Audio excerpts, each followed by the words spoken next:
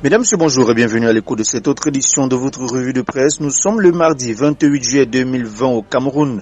À la une de cette édition, Cameroun Tribune titre Relance économique, il y a urgence. Au cours d'un échange par visioconférence hier, le Premier ministre Joseph John Gouté et le président du groupement interpatronal du Cameroun, Célestin Tawamba, ont convenu de la nécessité pour le gouvernement et le secteur privé de travailler ensemble pour atténuer l'impact économique de la pandémie de Covid-19. Le patronat a notamment émis des propositions qui feront l'objet de discussions. À la une de Le Jour, ce que Tawamba a dit à John Gouté, le Premier ministre et le président du JICAM ont eu un échange franc sur le climat économique des prochains mois. À la une d'émergence, conséquence du coronavirus, le secteur privé en plein naufrage, le plan de soutien du gouvernement largement en deçà des attentes. À la une de mutation, fonds spécial Covid-19, le Consupé et la Chambre des comptes se disputent l'audit. Une lettre musclée adressée au Premier ministre, 1,2 milliard de francs CFA, aiguiser les appétits.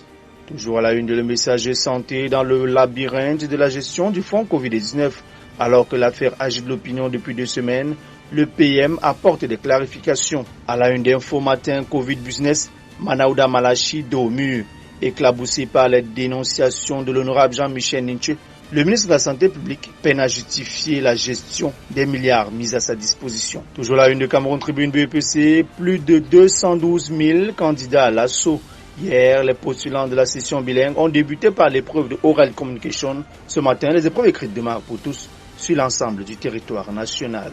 À la une de Messager, braderie des terres, la vallée d'une thème sur le pied de guerre. Les chefs traditionnels dénoncent l'expropriation sauvage de leurs terres au profit d'une société de droit privé qui aurait frauduleusement bénéficié d'un accord d'exploitation. Le quotidien de l'économie titre à la une ce jour terminal polyvalent du port de Kribi, l'entreprise Philippe ICTSI entre en scène. Le contrat de concession a été signé entre les parties prenantes hier, 27 juillet 2020, dans la cité balnéaire. Au pied de Cameroun Tribune à la une, port autonome de Kribi, le terminal polyvalent a son concessionnaire. Kribi Multiple Post Terminal, filiale de l'entreprise philippine International Container Terminal Services, a signé hier son contrat pour une durée de 25 ans. À la une de Diapason Transport Aérien, copier n'est pas un péché. L'État camerounais a choisi de céder des parts majoritaires de Camerco à un opérateur privé.